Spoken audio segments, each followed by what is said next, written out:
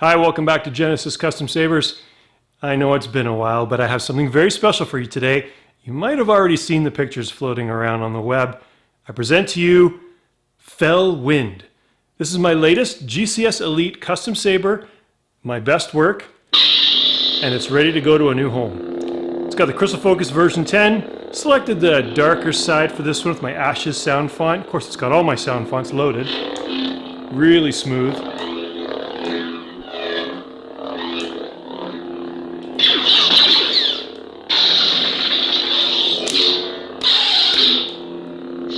So much fun to play with.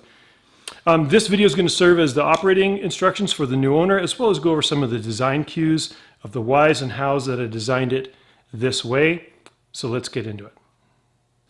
For those of you who've been following my work, you know that a saber like this, I only do maybe once a year anymore. And I refer to them as a GCS Elite with the crystal inside and really a unique or one-of-a-kind design.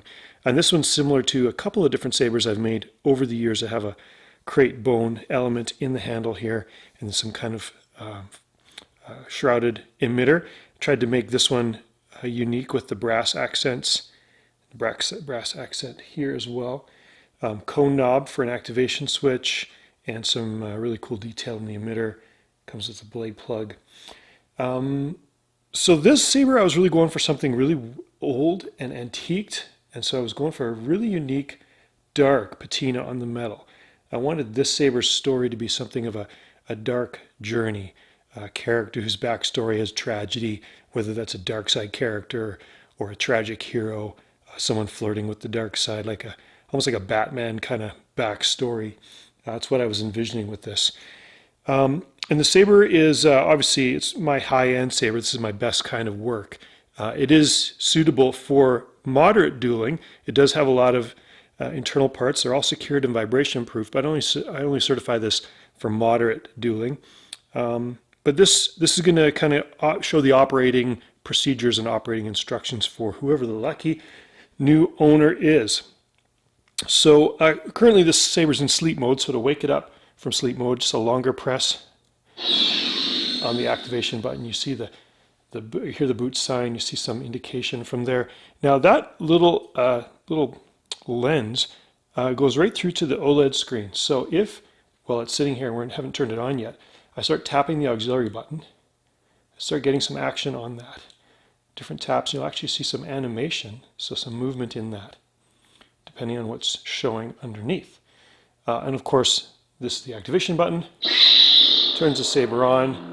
You've got some illumination in the blade plug, some activation on the OLED. Now, the blade plug comes out with a simple tension there. You don't need to tighten this too much, otherwise you might break these little flanges here. So that's the blade plug. The saber will come with a GCS NPX2 blade. This is my Plector Pixel blade. Goes in all the way, secured with the blade screw so that it doesn't go flying out and injure somebody. And that's it. That's how simple it is. You just turn it on, turn it off. Of course, the auxiliary button, when it's on, provides you with blaster block, lock up, and the force features. This is, of course, my Ashes sound font. When the saber's on, if you tap both buttons at the same time, hear that it's now into the spectrum mode, so as I rotate the saber, it changes the colors. So you can pick whatever color you want for any given sound font. Of course, I like the red for the Ashes sound font, kind of a crimson red. If I tap that button, it'll lock that in. If I hold the button, now it's in blade profiles. So as I turn it, you probably won't see in the camera there, but you get different blade effects. Rainbow, flicker, pulsing, flame effect. So you just pick whatever blade effect you want, tap it, and then you lock that in, and it'll remember that with that sound font. To change the sound font, you hold this button when the saber's off. Now you're in sound bank selection, and you can go up or you down through all the sound fonts. You've got all of my sound fonts in this one. And then you hold the auxiliary down to lock it in. Now, I generally don't allow my sabers to be taken apart under warranty. Of course, you've got a limited lifetime warranty with all my sabers. With this saber, it unscrews right there very smoothly. And this section then can be removed, and you get a crystal reveal. As you can see, the crystal is pulsing with whatever color your blade has been selected at last. This is a unique crystal that I've actually been saving for a special project like this. It's a genuine quartz crystal, but it's got some really dark black inclusions in it, almost like this smoke or this mystical inclusions in the crystal that I thought were just really cool and almost eerie. Actually, I think this crystal looks best in a different color, so I'm just going to switch to a different sound bank. Of course, you can see the sound bank registered here. So I'm going to go through all these. Go back to Bespin, because it's got a blue crystal.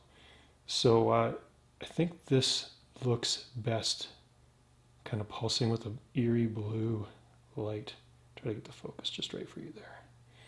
Of course, you can tap the auxiliary button, and that will give you some animations on the bar graph, or the OLED screen, I should say. You can see some really cool copper and purple details in there, and some brass fittings. Of course, these are brass tubes, and all the wires actually run through all of these 4 brass tubes. Good recharge port, your screw to operate the saber, but it's a really cool detailed chassis. Now, if you want to get access to the internals, it'll come with two of these little low-profile kill keys. You pop those into the recharge port. Incidentally, that's where you plug in your charging cable. Comes with the saber in order to charge up the battery. Always charge it in a way that it's supervised. You don't want to leave a lithium-ion battery charging unsupervised, or leave it while you leave the house. So you can charge it like that. Several hours will charge up the internal 3.7 volt lithium-ion battery. Of course, if you're storing it for long periods of time, you can put the kill key in, and you can close up the saber, and it'll just keep all the power shut off. So if you want to get access to the internals of the saber, you can either leave the kill key in. It'll come with one of these little Allen keys. You can undo this screw here. That one right there, gently. It doesn't need to be very tight. It doesn't take much to loosen it. And this whole assembly will here, I'll just show you.